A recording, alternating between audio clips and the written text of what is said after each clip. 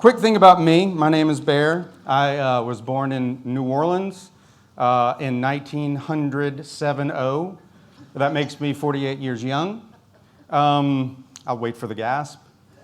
Yep, I know. Can you believe it?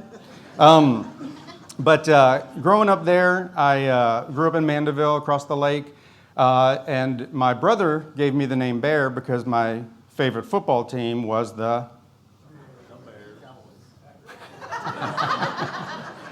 No, I'm from New Orleans, so it wasn't the Saints. There was nothing to cheer for back then. It was the Redskins, so he started calling me Skin. That turned into Bearskin Rug, and then Bear Stuck. Then I went to LSU, go Tigers, and finished up here at UNT. A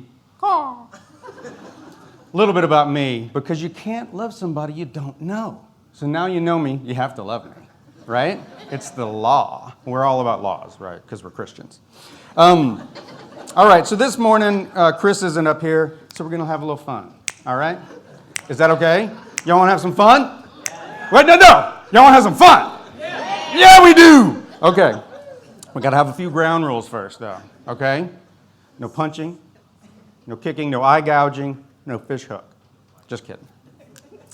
I do want to make sure that we understand that studying theology is good, okay? Sin is bad, and balance is good too. So even though what today I'm going to talk about is more about like freedom, I want to understand that it's all important. We do have to study theology, we do have to understand what we know, and we do have to put forth some discipline and effort and obedience. But let's get back to the freedom stuff, right? All right. Because, you know, Jesus, he whipped people in the temple. That was rough stuff. He had things to do here, but he also went to weddings. He made the wine so the wedding could keep going. He was into a good time. He was into joy and celebrating, and that's what we should be, right? We're the fun people, right? We're the joy people. We're the Christians, right? We should be having fun, right? We should be making the fun. We should be leading the fun. We should be the best at fun, at art and music and creating. Our Father, the first thing we learn about him is he's a creator, right? And he made us in his image. We should be creating. And one thing we should be creating is fun and joy and wonderful things. We should be leading that way. But instead, we tend to say things like, consider the sluggard. Be a good steward. Don't smile. I'm guilty of that one. I have resting bear face. I tend to just... My wife, she's you're looking at me with them judgy eyes. And I'm like, this is just looking. I used to have coworkers who always would be like, I thought you were just mad at me for a few years. No, I was just thinking. I had one guy at a meeting say, you're a Christian? You're the last person I would think would be a Christian. I was like, all right, I'm doing something wrong. Maybe most things. But, rules and things we're supposed to do, they can have good motives. That's fine. But the point is we often do tend to treat the symptoms. We tend to say, don't dance because of what it's associated with, or don't drink, smoke, movies, whatever it is. We tend to combat the things that are associated with potential sin. And again, they can be good things. They don't necessarily have to do them, but they do also tend to often be personal convictions.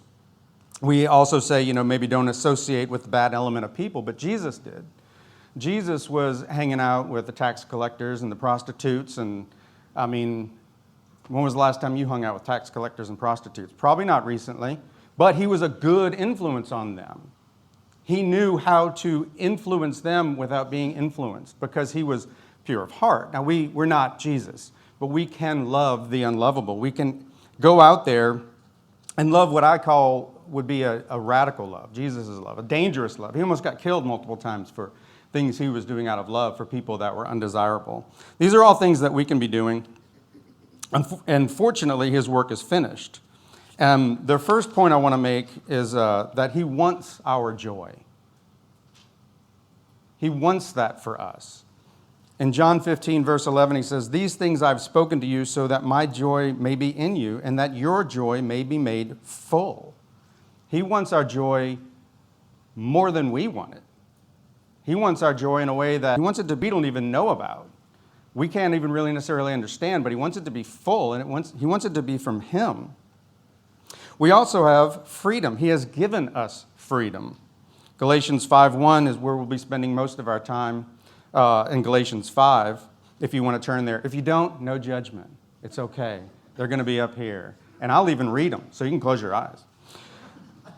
Galatians 5:1 says, "It was for freedom that Christ set us free." Freedom! Right? Braveheart? Nobody? No. Back in the 1900s, there was a movie called Braveheart, children. We have joy, we have freedom, we have peace. He has given us these things. He has won these things for us. He's paid for these things. And it's just there for us to accept. It's a gift. We have joy in Him. Don't we? Do we? On paper. But I'm looking out there. There's a smile. Yeah. Woo-woo. Yes, we have joy. It's technically true. But there's more to that verse. Galatians 5:1 continues on and it says, "Therefore keep standing firm and do not be subject again to a yoke of slavery." Why would he say that right after that? You're free, don't be a slave again. He says it immediately after that, and that's because we're human. And he knows that that's our tendency, is we're free, and then we're going to say what? We're going to be like, what am I supposed to do? What am I supposed to tell me what to do? I don't know what to do. I gotta know what I'm supposed to be doing, and we will go back to the rules and the law to know that what we're doing is right, to know that we're better than other people, because we're better than the non-Christians, right? No. We're fallen. We're sinners. We're adulterers and murderers. This is a room of adulterers and murderers. Welcome to Benchmark. But he has given us this joy. He has died for our freedom, and we usually don't really enjoy it that much. We tend to follow rules. Now, I know a lot of people in here aren't like this, and normally I wear an asterisk when I come up here to speak because I'm speaking about myself most of the time, that this is something I need to hear. When Chris asked me to come up here, God's going to put something on my heart that I struggle with, and that's freedom, because I'm supposed to do what's right and wrong. I'm a persister. But he wants our joy, and he set us free, but we tend to make rules. We tend to make rules to feel better about ourselves, like, the Pharisees. We tend to be self-righteous. We want to put our rules on other people too sometimes to feel better about ourselves. And we get bogged down in that and doing right and being right and telling others how we're right and they should be more like us. And that's tough. That's tough on them and that's tough on us. But that's also a lot of times why we want to escape. It's hard to fix that problem. So we go out to eat, we go on vacations, and we have a good time, and then we come home, and as soon as you walk in the door, it's a pile of bills, this and that. One time we went to Florida, and the last day, we were like, we got to go home. We go home, 12-hour drive, walk in the door, bring in the bathroom bag into the bathroom, and just water everywhere. And I was just like, what happened? Did something bust? What's going on? And I figured out that the overflow tube in the toilet was too tall. I worked on it. And the handle where you flush was just below it, and so water was just trickling out, probably, for days. So I turned that off, and as I'm mopping up the bathroom, I'm just like, don't unload the van, get back in, we're leaving. I literally just wanted to drive straight back to Florida and just, drop the keys at the house on the front door and just, I'm out, I'm gone. I don't want this responsibility. The world, it just can beat us down, and we need to escape. But we tend to, again, treat the symptoms. And the escape, we shirk responsibility or something, instead of just going, it's not mine. The Lord is in control, and He is going to take care of the anxiety and the pressures and the problems if we focus on Him. It's not that He's going to come down and mop up the water, no, but it's not a problem. There wasn't even actually any damage to the house. I don't know how. It's been soaking in water for who knows how long. But it was a lesson to me to be like, it's fine. We've been renovating our house, and a neat lesson through all of it is things tend to work out somehow, and when they don't, you can fix them. It's like now I look at a wall and I'm like, maybe we should move that wall. I would have never thought that before. I would have been like, maybe we have to buy another house because this is all permanent and can't be changed. But again, the rules that we make tend to have good intentions. I read something the other day is nobody's more adorable and hopeful than a homeschool parent with a new chore chart. Shiny marker and everything. And then you talk to that parent a couple days later and it's in shreds and they're just, I don't care. All homeschool parents smoke, right? Just us? No, I don't. Don't you judge me. I don't smoke. Where am I? Judgy. All of you judging me right now. Oh, yeah. So, personal convictions. This is a tough one because they're personal. Keep them to yourself. Share them with other people, that's fine, but don't judge other people by them. The Bible says whether you might celebrate one day over another, you might drink, you might eat things that other people don't. I eat a lot of sugar. That's apparently a sin these days. 1 Corinthians 10:31 says, whether then you eat or drink or whatever you do, do all to the glory of God. That's the point. It's not about what you do. It's not about what the Lord has shown you. And I strongly encourage you, if he has convicted you to do something or not do something, stick with that. That's great. But sometimes we go too far with that and think, well, if it's true for me, it's got to be true for everybody. The Lord doesn't make up different rules for people. When I first became a Christian, I was very legalistic, black and white. Everything's black and white. And I needed that. It wasn't good, but I strove for it. I was like, I need to know what's right and wrong. I need to know what I'm supposed to be doing. And so for me, the only point of drinking alcohol is to get drunk, because that was the only point for me. So therefore, then, all drinking is bad and wrong. And I was very willing to share that with anybody who would listen. And I was vehement about it. If it came up, I wasn't looking out for people, but I was very immature, and I was ready to put my personal convictions on anyone. But those were personal convictions. The Bible doesn't say that all drinking is wrong. Jesus made wine. There's other texts that say things like don't get drunk. That's different. But I was very black and white, and I was not strong enough to have an opinion or a practice that could stay in line with what was okay and acceptable in my freedom. Galatians 5 continues and says, behold, I, Paul, say to you that if you receive circumcision, Christ will be of no benefit to you. I testify again that every man who receives circumcision, that he is under obligation to keep the whole law. Sorry, fellas. Ladies get a pass on this one. Actually, he's talking about circumcision as in the entire law. If you think you're going to be self-righteous by the law, then you have to do all the law, and Christ's payment is out. So if you're going to go buy your ticket to heaven, the question is you or Jesus? If it's Jesus, come on in. If it's you, let's look at the record. And you can't do it. I don't know if you know the whole law. If you think you can get yourself to heaven even partially, then my first question would be, well, tell me all the laws, because you probably don't know them. And even the 10 Commandments, we all have broken those in our heart. Stealing, lying, adultery. Jesus said if you look at a woman with lust, it's adultery. If you think of your brother in a degrading way, that's murder. So we're all guilty. I think that's pretty much settled.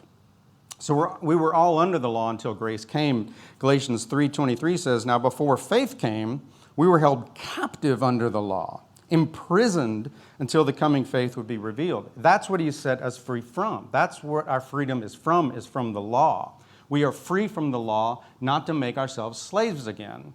He didn't free us from the law to then enslave us to something else. He set us free for freedom. But our tendency is to enslave ourselves again, to go back and think we can follow rules to be righteous, which we can't. So we can't follow the law. We can't obey even our own rules, but we should be seeking his glory in whatever we do. Okay, my apologies. Back to freedom. Now y'all are coveting the moves, right? No, come on. You wish you could tap your toe. I'm just...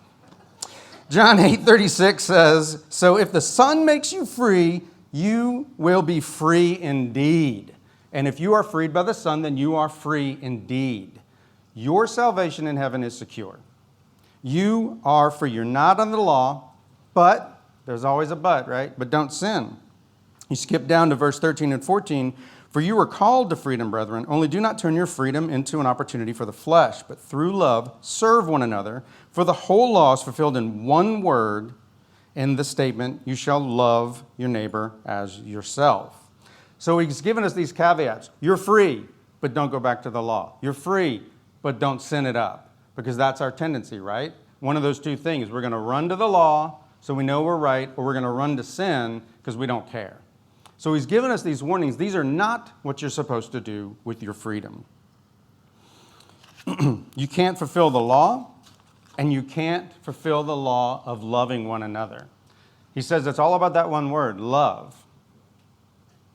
I almost titled this sermon, All You Need Is Love. But then I want to focus on the joy. That's what the Lord is trying to teach me, about joy in my freedom and how to maturely handle that, because I don't have to take it all on myself, and that's what I tend to do. I'm a Christian, and the Christians, we should be, again, the happy people. We should be the ones who are at peace with our former enemy. We're the ones that have our eternity secure. What do we have to worry about? We should be the fun people, the joy people, the shiny, happy people, the love people. We should be loving others with a radical, dangerous love. John 15 says, these things I have spoken to you so that my joy may be in you and that your joy may be made full. Again, that's what he said. He wants our joy to be full. He's talking about being in him in those verses, about he is the vine and we are the branches, and if we abide in him, we'll bear much fruit. And that we can have joy. And later in the chapter, it talks about if we walk by the Spirit, we won't be doing the deeds of the flesh. There's other verses about keep your eyes on the things above. If you are led by the Spirit. But why don't we do that? Is that hard? What keeps us from that? What keeps us from our joy? And there's a few things that keep me from my joy, and they might resonate with you, and I called them the joy killers. It sounds like a band name. The joy killers. But we want to kill the joy killers. So we're going to take just a quick look at 3 joy killers. One is selfishness. We tend to love our stuff. We tend to be materialistic and love our possessions. We're like Gollum, my precious. And we get all warped in our soul because we're holding on to junk. We're holding on to love and not giving that to other people. My grandmother used to say, well, if you ever think of something nice to say, like I love you, say it. And it's just like, that kind of makes sense. That's pretty easy to do. And it gets easier. And it's always funny when I tell friends of mine, guys, I'll be like, I love you. And they'll be like, love you too, bro. It's like, you got to end with the bro. You got to get that brother in there. You got to quickly get off that love word. It's like, I love you. Back at you. It's like, okay, we'll get there. I'll keep saying it. You'll get comfortable with this. But the next joy killer is fear, and particularly being judged. We're going to get into the do's and don'ts of this, which sounds like rules. I know. I'm not trying to put some rules on you. Think of them as how-tos and how-to-nots. But the fear and the judgment, these days, that comes in one primary way over the internet. What am I talking about there? I'm talking about Facebook. Comparison. It's the worst. I have hidden almost every friend I have on Facebook. I go to the feed and it's like 3 people, mostly pictures of cats. I get it out of the way quick, and I'm happy.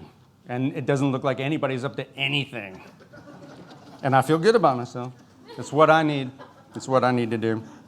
But it's unrealistic. Back in when I was in college ministry, I had like this guy who led the ministry, and this guy was the worship leader, and this guy. I compared myself against all of them, and it's like that's just stupid. It was like, but that was me. I'm so much different now. I'm exactly the same. I'm better at justifying it. It's like I should be as good as him. I'm 48 years young. The next one, which is the biggest one for me, is anxiety. That's a joy killer. All the rules that I put on myself, the expectations. I heard in a video recently a quote that I thought was pretty awesome, and it's expectations of premeditated disappointments. I don't know who said that. I don't remember that. But it was good. Expectations are premeditated disappointments. Woo! In our house, we've come to understand that, yeah, well, expectations. You had expectations. But we didn't realize that what we were doing was just setting ourselves up for disappointment. There's a difference between expectations and hope, or desire and expectations. So we can get those things clear, and it doesn't mean, well, I'll just expect the worst. It's like, nah, that's not really the best way to go, especially if you're going to be around other humans, because they won't want to be around you anymore. It's just like Debbie Downer. But we can have hope. Okay, so let's kill these joy killers, and there's a couple of requirements on these. One, we have to take God at his word. That's not easy. So let's look at what he says. So Matthew 6:19-20. Do not store up for yourselves treasures on earth, where moth and rust destroy, and where thieves break in and steal. Okay, so there's your do not. Do not store up for yourselves treasures on earth. It's all junk, right? It's literally all junk. Like, I'm just going to break this keyboard right now because it's junk anyway. Here's a lover of possessions over here. No, but you know what one I thought of that was really good? Boop. This was the paramount of technology just a few short years ago. And last night I couldn't take my "which character are you" quiz because it kept crashing. And I was so frustrated with my pocket computer that only a few years ago I hailed as the greatest achievement of man. And now it's practically a piece of junk. It's like I have the world's thinnest cover on here because it's okay if it falls. It's not worth much money now. And I'm not saying don't, care about your stuff, but don't love it. Don't, covet it. Don't put so much value into the junk that we have, the things that we own. It says, do not store up treasures on earth. So the homework for this one is, I want you to go home.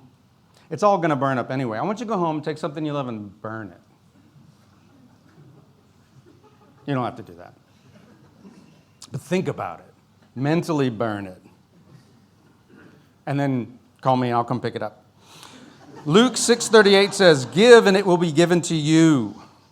They will pour into your lap a good measure, pressed down, shaken together, and running over. For by your standard of measure, it will be measured to you in return. So the do here is give junk away. It's all junk. Give it away. Somebody asks you if they can borrow something, just say, it's yours. I've got a friend of mine who bought a recumbent exercise bike. And I went over to his house and I was like, how's that working? And you brush aside all the clothes that are laying on top of it and stuff. I was like, how's that working out? And he was like, nope. And I was like, well, mine broke because I rode it into the ground, destroyed the thing. And he was like, okay, well, why don't you check this one out? And I was like, yeah, I'll take it. And if I like it, let me know what you paid for it. I'll pay. He rode it like twice. And he was like, cool. So I take it home, and I'm like, yeah, I dig it. What do you want for it? And he's like, it's yours. I was like, what? And he's like, yeah, it's yours. And I was like, no. He's like, yeah, keep it. And I was just like, sweet. What else you got? But he's just a good friend of mine. We love each other, and he was just like, yeah, keep it, And because he knew it would come back. Not the bike. It's not coming back. But other stuff. We go on vacations together or whatever. We're just have open hands with our things when you love each other. And remember, you know a little bit about me now. You got to love me. You got to give me your junk. I don't want the junk. Okay, so have an open hand. Your homework for that one is give something away. If somebody asks you for something, consider it. Just think about it. Think about the attitude about that. I need to borrow a miter saw from somebody. Just give it to me. No, just kidding. But I would like to borrow one sometime. The next one for me is fear. Fear of being judged and comparison. Now, I'm really not that hung up on that because, come on, if I did care, come on, I wouldn't be the way I am. I'm pretty comfortable with who I am. I'm a child of Christ. But we do have fear of the repercussions of that, the fear of the interaction of that. There's a lot of pressure that happens between people, us humans, within each other, of what we think of each other, what we say, what we don't say. It's a tough one. And again, primarily on self. I should be better. I should this or that. Romans 14:13 says, "Therefore let us not judge one another anymore, but rather determine this, not to put an obstacle or a stumbling block in a brother's way." So why does he say those two pieces? Because the judgment of other people causes them to stumble. It's not helpful. There's a helpful way to do it, and there's a stumbling way to do it.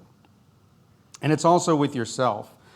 So I would encourage us not to judge one another. The Bible says so, and if we're going to take him at his word, it says don't judge one another. Now, sin and rebuking somebody, that's different. But judging one another is something completely uncalled for, unnecessary. And it shows our flesh. It shows us for who we are and who we want to be, self-righteous. And isn't grace better? Isn't grace better? Yes. You're not the Holy Spirit. You're not meant to come down here and judge. You're told to love. Now, again, rebuking people for sin, that is love. But I would encourage you a few things. Be able to back it up as sin. Maybe talk to somebody else first, not specifically about the details, but verify with somebody else that this is something we need to approach this person about. And the big one is have coffee or talk to somebody first. Get to know them. And chances are you might find out that something's going on and that you don't want to come down on them anymore. There's a picture I found online of, it's actually a husband and wife. And I searched for better versions. This is all there was. But what's going on here is you have obviously a woman hanging, the man's holding on to her. And the story behind the picture is that the man is going, why doesn't she pull herself up?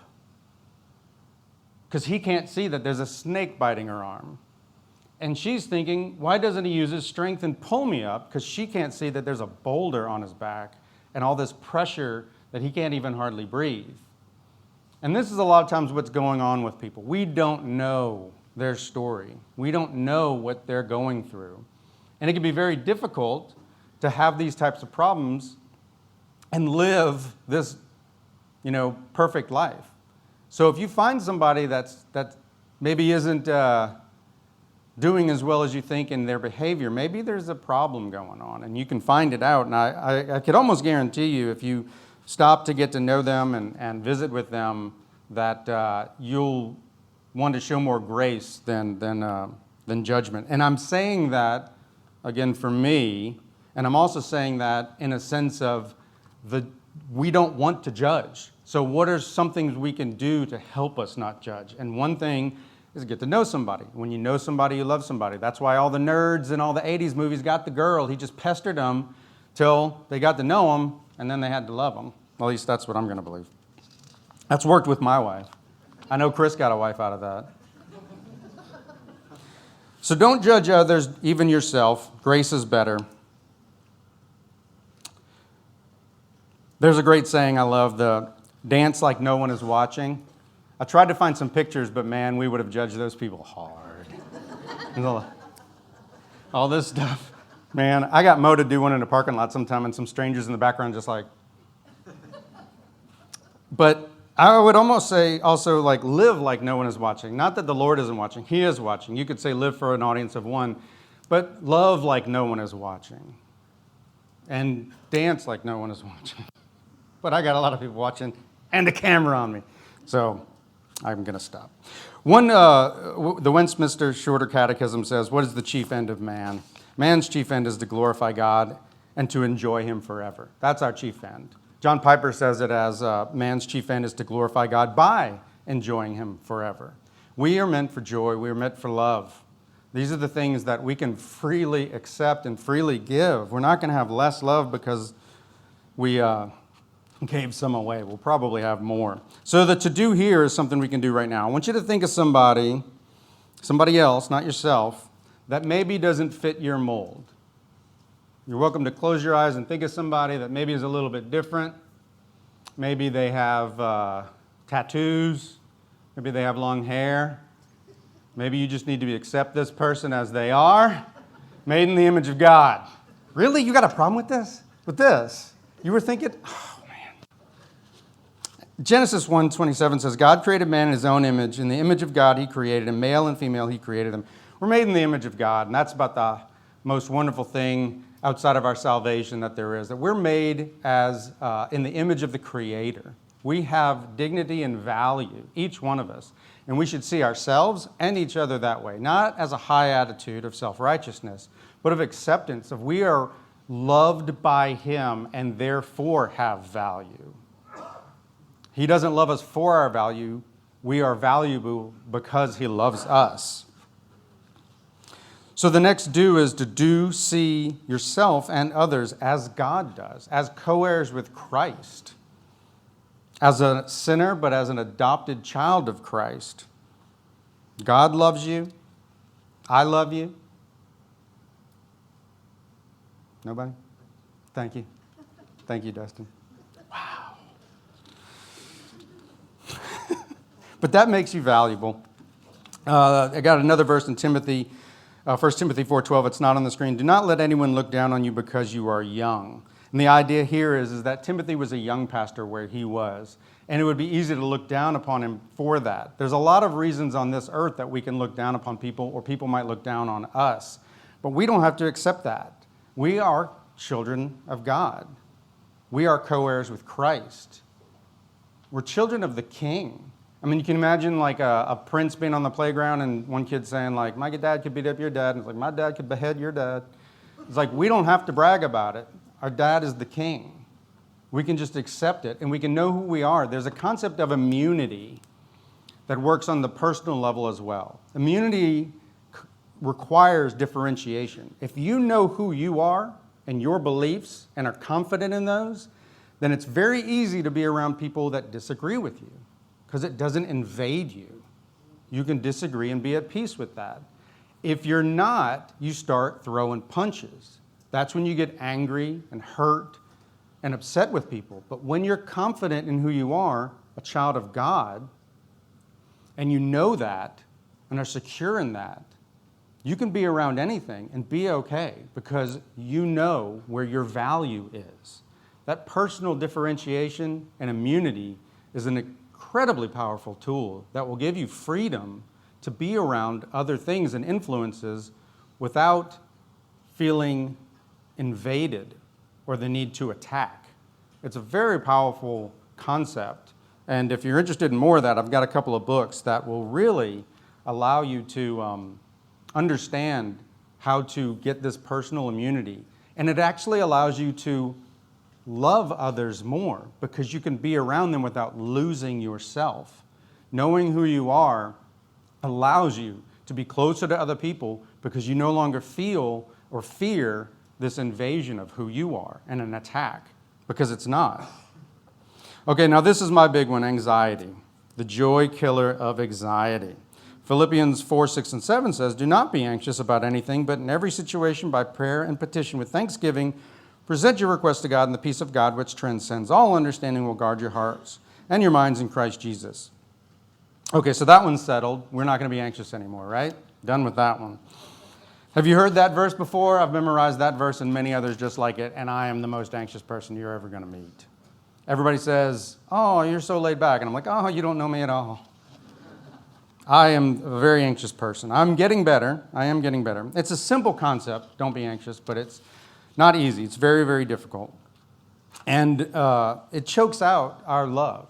The pressures of the world, the things we accept and put on ourselves can make us anxious. I have a very small but recent example of this. So I ordered something online this week, and they shipped it, and it was going to the wrong address. It was going to our old address.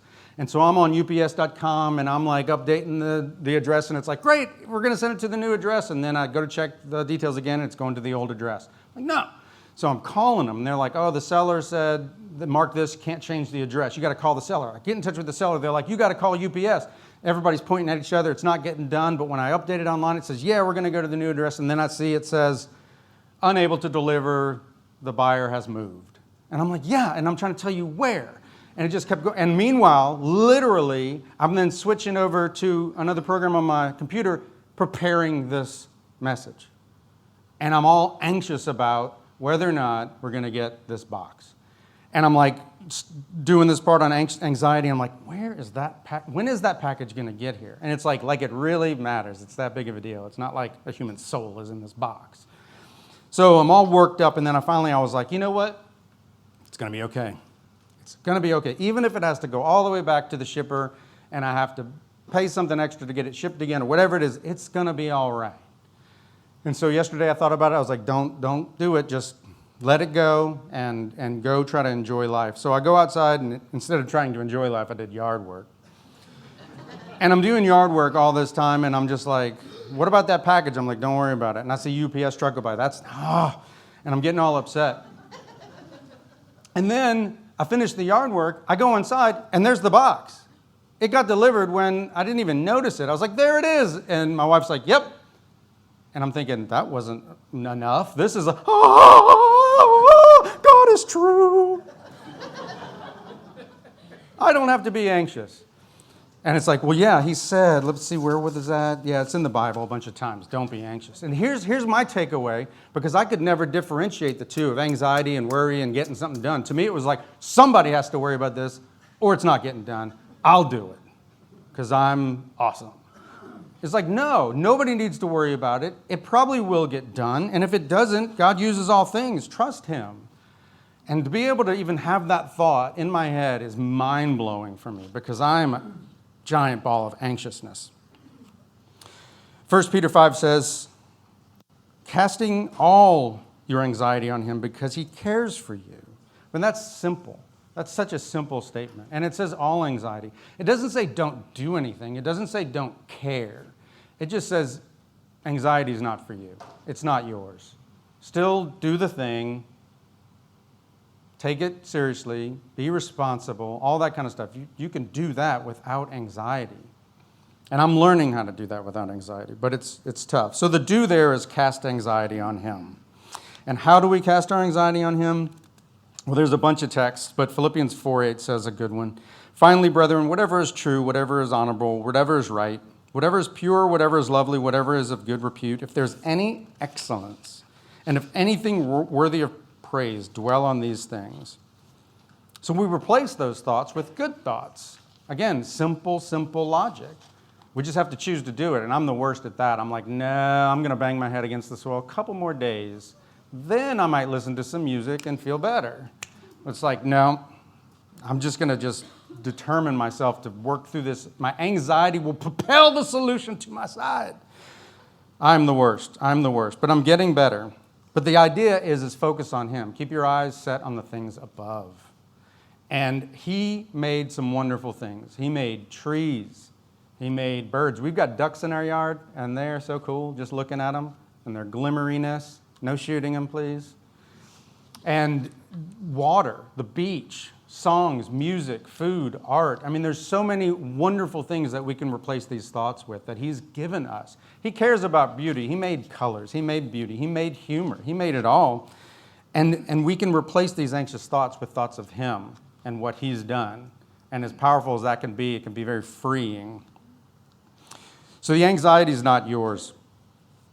And people help. Getting together with people is an amazing medicine. People that care, people that share with you their struggles, getting close with people, it's an amazing help. So don't store your treasure up in heaven, but be generous while we're here. It's not even ours, really. God's blessed us with many things. Let's bless others with our love and anything else we can, our time. So don't fear judgment of yourself or others, and work on your personal immunity. Know what you believe and who you are, and be confident in that so that you can be around others and influence them positively, especially the people that need it the most. And for anxiety, it's not on us to be anxious. He's told us to give it to him.